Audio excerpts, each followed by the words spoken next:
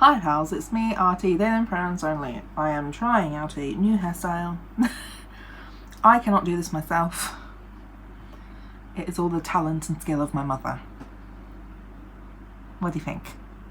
I kind of said to my friends that it's if Katniss Everdeen was fan trans. Because we know she's autistic. So yeah, we're just kind of like vibe. This week, I just thought I would give a little update and tell you about a medical appointment I had recently, and it was like surprisingly okay. It definitely wasn't as bad as it usually is, or as bad as I was expecting it to be. But yeah, I basically went back through to physio on the NHS. Luckily there's this like new thing with my GP practice now that for one, you can self-refer and book an appointment through the receptionist at the GP, and they do a couple of days in office at the GP surgery now, so you're seen a lot quicker than if you went through like a full referral for physio. So I think I booked an appointment and I managed to see them within like a couple of weeks, and I just generally am finding that more physios I'm meeting are more aware of hypermobility, hypermobile related issues, EDS, etc. So yeah, I sat down in the appointment with this guy who I genuinely did not think it would go very well. There were two red flags for me, one of which was he seemed in like complete disbelief about my lower ribs dislocating, which majority of medical professionals do not believe this is a thing, but I have had it confirmed by several medical professionals now, and also have now met numerous people who have this issue. That red flag ended up being okay because as I sort of discussed it with him a bit more, he ended up kind of talking himself into like believing me basically. So I sort of explained that yeah, it's not really something you can see on scans. There's not really a lot that you can do for or about them. A lot of the management for me is being aware of my posture, trying not to sit in chairs that don't have like a back to them for too long, because that tends to lead me to hunching so badly that my ribs sort of just slip out. Gentle twisting kinds of like, not exercises, but movements to kind of gently encourage them back to where they're supposed to be, and K-tape pretty much. I know some people also use corsets. No, not for me, babes. No, I'm good, thanks. Rather die. So I tend to use K-tape if it's particularly bad. Do my little gentle twisty movements and just do my best to prevent it from happening again. But when it does happen, it tends to need a lot of rest. And mine have just kind of been out a lot recently, regardless of what I do. So I'm just like vibing, laying down in bed, trying to sleep, and it's painful. But yeah, so I talked to him about that bit, and I said, you know, from what I've read and what I've heard from other people, is that it's theorized that the reason why the bottom ribs do or can slip out, particularly in hypermobile people, is because they're not really attached in the same way as the upper ribs are. And that they are, you know, I think they're connected by cartilage, and that's when it triggered him to start talking about the biology part of it, where he was like, yeah, they are mostly made of cartilage and are actually known as floating ribs. So yeah, he kind of ended up talking himself into believing me, because once I sort of suggested the theory as to why it's a possibility for some people, he was kind of like, okay, yeah, I kind of see it, but he'd never actually seen it or met someone who experiences this in his like 10-20 years of working as a physio. I don't remember how long he said, but it was quite a while. And the other red flag was he was so like confused in like an outraged way about why I'm on gabapentin. he basically didn't really have a lot of my information, didn't have any information of what my health conditions were, but he had access to my prescriptions. So yeah, I had to basically explain that gabapentin is one of the main drugs used in fibromyalgia, and I have been on other medications similar to it, like pregabalin and amitriptyline, which did help, and then kind of explained to him that I've been on steroids for the last 3 years because of my vasculitis, which has definitely affected how much those medications were working, and has now caused me to be in even more physical pain that I now am struggling to get on top of, or have been struggling to get on top of for a while, because yeah, the meds that were working for me stopped really working in the midst of being on steroids. I think gabapentin is kind of the last option I have on the NHS. I'm also hoping that, you know, maybe down the line, if I need to, I can try those same meds again, but that's where we're at. But he was kind of like, why are you on gabapentin? Who put you on gabapentin? Do you have nerve pain? and I was like, I don't know anymore. Like, I'm just in pain. I've definitely had nerve pain in the past. I've definitely had like sciatica pain. That's fucking like, I've had pinched nerve related kinds of pain before, but I am just in, or have been just in, a lot of pain progressively since September. If you are new here, I've been making videos about this pain that I'm in since sometime around September in 2022. So yeah, I explained that that's the reason why I'm now on gabapentin and not on those other meds anymore, and I've been on the gabapentin since January, I think, is when I started them. And I'm on a very low dose, like I'm on a smaller dose than most people would usually be on. I only take 100 milligrams a day, which is 1 tablet at night, because yeah, my pain tends to get like pretty intense in the afternoon, evening time, and that's when I need to like medicate to deal with the pain and then to help me sleep through the night. So yeah, once I sort of explained it, he was like, oh, okay, fine then. I was like, sir, maybe don't jump to conclusions and get really mad about it. I have been dealing with this shit for many years, sir. At least, like, if not 10, more than 10 years. I think my first hypermobile diagnosis was in 2013, so we are at the 10-year point now. Knowingly, anyway. So yeah, I kind of was like, look, I came in here specifically about my back, but I would also just appreciate using this time as like a general look at everything, talk about everything briefly, and kind of just start from scratch. I've been to so many physios over the years. After that first diagnosis of hypermobility syndrome in 2013, I saw physios and did physio exercises and physio classes. They had no fucking idea what they were doing, and actually aggravated an injury I have because they just didn't know what the fuck they were doing. There was one I went to towards the end of my degree in London. She was a bit more specialised and understanding of hypermobility. She didn't think I had fibromyalgia, and neither did the rheumatologist there, but I have now seen people again who think I do have fibromyalgia, so really, who fucking knows? Either way, I'm in pain. I am in widespread body pain.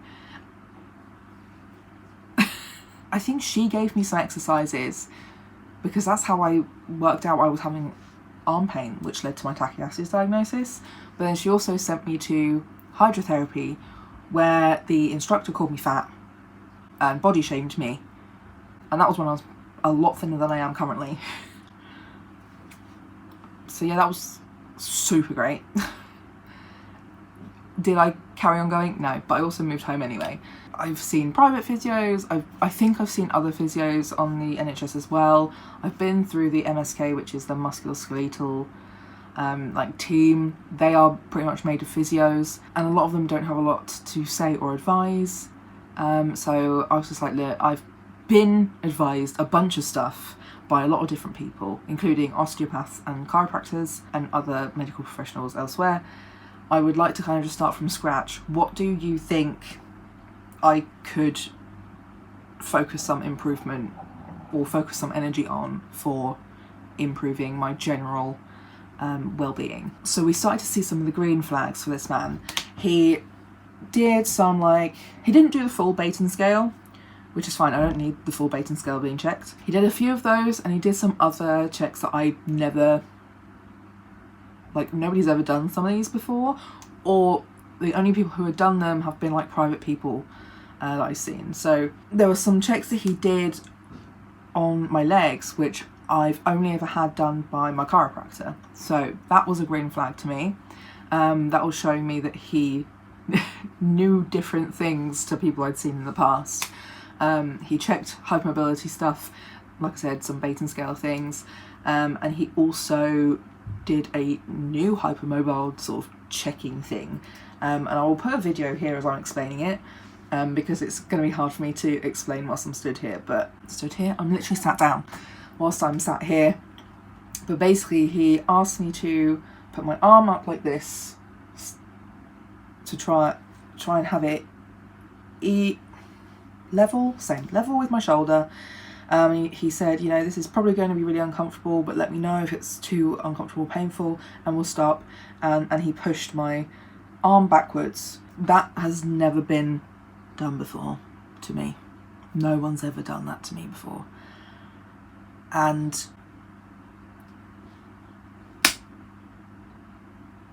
he then proceeded to say some really validating things.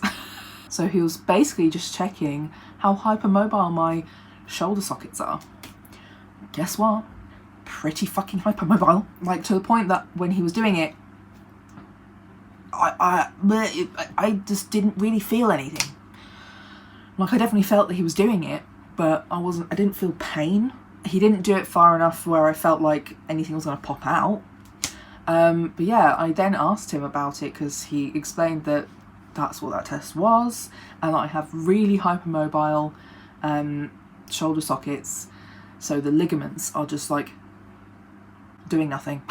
And I said, yeah, I have really clunky shoulders that when I do certain exercises they clunk around, and when I mention this to people, or when people notice this during like medical settings, they ask me if I've injured my shoulders before, have I dislocated my shoulders, and to my knowledge, no. And then they say, oh, okay, well then you would know if you've dislocated whatever.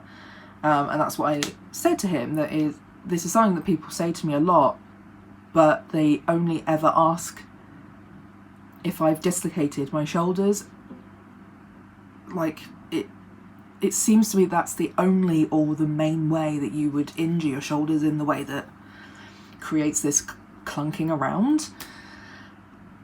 And then just immediately gaslight me when I say I don't remember that happening, but maybe because I am hypermobile and flexible. And he said, well, you normally would, or you should know it's happened. But because my ligaments are so slack that if anything did pop out, they would just sort of pop themselves back in relatively quickly and easily, probably without me even trying or thinking about it, because they are just so lax. I have a lot of hypermobile friends and family members, like a long-term friend of my mum's. She's also physio. She's like almost constantly dislocating her shoulders, like just all the time, and she doesn't even really feel it anymore. So this is something I bring to a lot of my friends now, and generally a lot of people, if I can try to get more information about it, is that my general theory on this is, well, for one, I tend to say I don't remember a lot of my childhood. I don't remember being in pain as a child, but I probably was.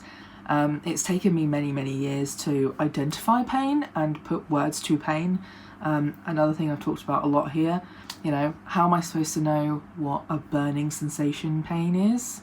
How am I supposed to know what a pinched nerve pain is?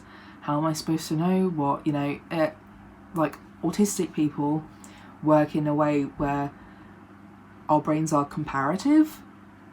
So if you don't have anything to compare it to, it's very difficult to verbalize what you're experiencing. So thanks to me now having experienced so many kinds of pain, I can compare my pain and decide what kind of pain I'm in, you know. So that's one, is that I don't remember my childhood, so God knows, maybe I did a bunch, no idea. I'm autistic, and it's still being studied and processed, researched, that autistic people perceive and experience pain differently to other people, especially, like, I've been seeing a lot of people discussing the difference between discomfort versus pain, whereas like a lot of autistic people seem to be able to, they can't deal with discomfort because that kind of comes along with the sensory shit. So, you know, label in the back of your t-shirt, uncomfortable, sensory discomfort. Things like stubbing your toe. Oh my god, stubbing my toe makes me so angry. But chronic pain, I'm just in all the time. It's kind of just a background hum now. It's like walking around as an autistic person, always hearing the electric. That's what here we go, working in comparisons. That's what I would compare chronic pain to, as an autistic experience, is that it's just another form of background noise that I've had to get used to because there's not really a way of stopping it or getting rid of it. And I have to manage other things. God, my shoulder clunked when I did that as well. I have to manage other things that I have got more control over so that I don't become overwhelmed, like sensory-wise, because I cannot stop the sound of the electric, cannot stop the chronic pain. But I can stop wearing uncomfortable clothes that may agitate me more and flare up the chronic pain and make that worse. I can manage my posture to try and prevent a more acute pain from my ribs, which also tends to be a low-grade constant discomfort. I just wish more medical professionals would listen to me. And I still don't know how or if it'd be possible to see Dr. Jessica Eccles, who is a Brighton-based neuroscientist, something like that, where her specialty is in hypermobile things and neurodivergence. Anyway, that was a tangent. Back to what I was initially saying. Yeah, so he said that about my slippy shoulders, which was very validating to me because I don't think I've actually had anybody else in the NHS say that in any role. I've had it said to me in other settings, in private medical settings, but not on the NHS. I was talking through my thoughts around that as well, and that's why I started ranting about autism.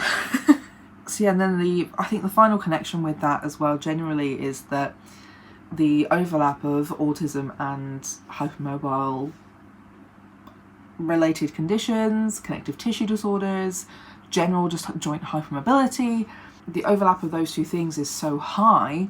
And again, with the whole comparative thing, we don't know that what we're experiencing isn't normal because nobody really has told us it's not normal, and we haven't seen other people talking about it before, which is why the internet is great in a lot of ways, because you can finally hear people saying things that make sense. And then, like, I've definitely had a lot of experiences over the years where even just like certain positions, I can feel my shoulders slowly coming out of the joints, sockets, that's the one.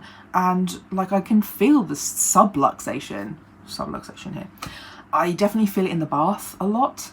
I don't feel like baths are really like big enough. I'm very broad. I've got very broad shoulders, and in a bath I'm sort of like this, And if I'm trying to do anything, it just sort of leads them to be floating further and further out of the sockets, and it's very uncomfortable. And also same with laying in bed. I sleep best, or get to sleep best, laying on my side, and that can be really hard to get into a comfortable position when you've got slippery shoulders, and I can feel my shoulders sort of like not being in the joint properly, so I literally have to like maneuver my shoulders and arms so that they aren't in a position where I'm gonna like fuck myself up more. But yeah, no matter how many times I say this to people or try to talk about it to people, even my rheumatologist she won't consider this a thing. So it's just nice to have someone who just fucking agree with me. Like, it's not that I'm making these things up either. I have the lived experience of these things, and if you are not new here, you know that I am a pretty intense researcher. Is it the autism? Is it the ADHD? Is it both? Probably. All of the above. Tick. Like, I know what resources are trustworthy. I have basically taught myself how to read medical language. Like I've mentioned Dr. Jessica Eccles already here. I know of a lot of the specialists who would know more about these things and do talk about these things more, but it is just yeah. He went on to say that my lower body is strong, doing great. Upper body, not so much. And he gave me a bunch of exercises to try to do at home. He was also very nice and very understanding about having ADHD and how that makes things really difficult to even try to create a routine, especially combined with chronic health issues. So that was another green flag. He did explain, like many people have explained to me, about hypermobility and how, the theory is because your ligaments are so lax and stretchy and loose, in theory you need to build up the muscle around those joints to protect them, to prevent injury and whatever, minimize pain as well. I just gotta say, for one, I'm hypermobile in pretty every single joint I have. That's a lot of work to do. But also, if we're talking about my lower body doesn't need that much work, because he didn't give me any lower body exercises. I looked through them all, they were all upper body. They were all arm, shoulder related, back, none lower body. If we are going to go with, you need to have and build strong muscles around the joints to prevent pain and injury, please explain why my lower body still hurts. And why I still injure it all the time. And why I'm still like partially subluxing lower body joints too. That's the thing that didn't really occur to me in the appointment, because I might have felt spicy enough to say it to him at the time if it had come to me, but it didn't. It has come to me now, or since then. So it is like, yes, building muscle, generally good, great, important, helpful for the body. However, yeah, it's kind of just that thing of, you've said a thing and it doesn't make sense. Because I live in this body and you've just confirmed that my leg muscles are fine and are really strong, and you're not concerned enough to give me exercise recommendations for my legs at all. But I'm definitely still having a lot of lower body pain. Like, I definitely talked about how I have widespread pain all over my body, but also I specifically mentioned that I get a lot of pain in my glutes, which seems to be a lower back thing, not a hip thing. But it kind of just feels like the same thing, because it's just that whole area just starts to radiate discomfort and pain.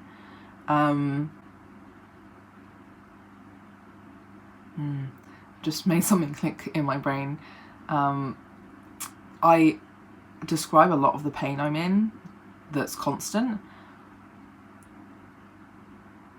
like a low-grade discomfort, that I am uncomfortable. Maybe that's why I struggle to deal with it, because it is uncomfortable, not necessarily painful. Fuck. Good thing I have therapy in 2 days. Hello. You'll never guess what again, therapist. I have once again accidentally uncovered another mental illness thing whilst filming a video for the internet. You'll never guess what it is now. This happens like once or twice a month. The Pandora one was the last one, I think. I genuinely spoke to my therapist about that video and that show after I filmed that video. Anyway. So yeah, I don't know. While, you know, he was good. He made up for his red flags, which for me is a green flag in itself. I find a lot of medical professionals just do not admit to either not knowing things or making mistakes, or maybe, yeah, just not having the experience of something that you are bringing to the table, and they will just continue to gaslight you. So it was nice that he kind of conceded that maybe he just didn't know enough about this and had no personal experience. But yeah, I don't know. I do have his name, so I suppose if I do want to go back either to physio, see him, or for more support, I can. He was also, that was another green flag as well, is that, you know, I did say to him that I have this like little fantasy of becoming like a gym girly. Like, I'd love to go and like weight train and get really strong and lift really heavy weights, and I know it would be good for my ADHD, for my autism, mental health, my physical health and all that sort of thing, but it's really difficult to do it physically and mentally. But also, like, I'm poor. These things cost a lot of fucking money. So like, whilst I would love to go to a gym to go and do these things, I cannot afford it. And he was very like chill and understanding about that, which is rare. Most medical professionals, regardless of what position they're in, kind of just don't acknowledge that money is a barrier, especially right now in the cosy lives babes. And then like, I've been spending the last few years trying not to be in public spaces that are going to be super enclosed and involve a lot of breathing, where people won't be masked, and maybe won't be cleaning properly. I know that you're supposed to clean up after yourself after you use equipment in the gym, but I don't trust men. I've used the men's toilets. I see you not washing your hands and then just leaving. Why would I trust you to actually clean up in the gym, you know? Or is that like your version of church? I don't know. Is that the one place that you respect? The gym? And also, like, low-key, I wouldn't mind finding me a gym bro. Like a himbo gym bro. Call me. So yeah, it was just really nice to be listened to as an entire human being, and not made to feel like a fucking asshole, and not made to feel like a hypochondriac or a conspiracy theorist. So yeah, as I was saying, if I need some more support, I do have his name. He did say that I can self-refer again anyway, for like more, maybe prolonged treatment or more support. So we'll see, but I am also on the waiting list for, I think, a rheumatology physio. We'll see how long that is and how that goes. But yeah, I just wanted to share the update. It's not always a pile of shit all the time. Sometimes the medical professionals you meet are pretty decent, actually. And he really, I can't think what the word is I want right now. Not experience, but he showed me that he is a whole human, but also that he puts his patients first. You know, he put his ego to one side to listen to what I had to say, and either changed his opinion or decided that, you know, it didn't really matter what he was going to say next. We don't know enough about a lot of these things anyway. I am more of an expert than most medical professionals on my health conditions because they don't get taught about this stuff very much, if at all. So yeah, I don't know. I know I'm lucky with a lot of my medical team in a lot of ways. My GP is fantastic. My gastro tries, he tries his best. But yeah, it is still hard dealing with health issues in the UK. Even when you have got some good people on your team, not everybody's that great, and a lot of people are still way too ready to gaslight you, including people who you've been seeing for a while and thought were great. That's something I've seen happening a lot, both with myself and people I know, is that even doctors we've had a good experience with initially, the experience kind of just changes one day and you don't really know what happened. You might have some ideas, but when you have multiple conditions, but especially rare conditions, it's hard to find replacements for those people, because no one really knows a lot about any of the conditions I have. And then the rare ones, there are a lot of people who know nothing about them and wouldn't know how to even approach a care plan. So yeah, I don't know how much of that will stay in, but yeah, I just wanted to share that experience because I don't have a great track record of NHS physios, and I have had a few experiences in the last few years where they're just basically admitting that a lot of the past information that they were spouting was bullshit, and that it is a lot more individual than they were making it out to be. In particular, what kind of exercise is good for you as a hypermobile person. Everything is individual. You can't just say yes or no to a whole types of exercise. So like, I really like yoga, I really like ballet in particular, but dancing, but bringing up yoga or ballet was like, I'd called someone I won't say that word, but you know, it's like I said something like really fucked up, or like something really risky. Like I'd say something like, oh, I'm gonna, because they had such strange perceptions of those exercises, but really it's just down to like individual preference, but also who the instructors are, what kind of dance or yoga you're doing, and your own internal like approach to those things. Like I did my video a while back on yoga, and how that's been really helpful for me, and why I do yoga on Zoom in my own home, so no one can look at me and I can't look at anybody else, so I don't make it sort of like a eating disorder competition-y vibe thing. And that's how I feel about dance as well. Like I have done a few Zoom call dance classes in the past, but didn't really find any that I liked that much, but they're understanding now that actually both of these can be really beneficial for hypermobile people, because they both involve strength training pretty much and balance, and those are things that we struggle with. Anyway, I thought this was going to be a shorter video, so I'll shut the fuck up now. Leave a like, leave a comment down below, let me know your experiences of physios.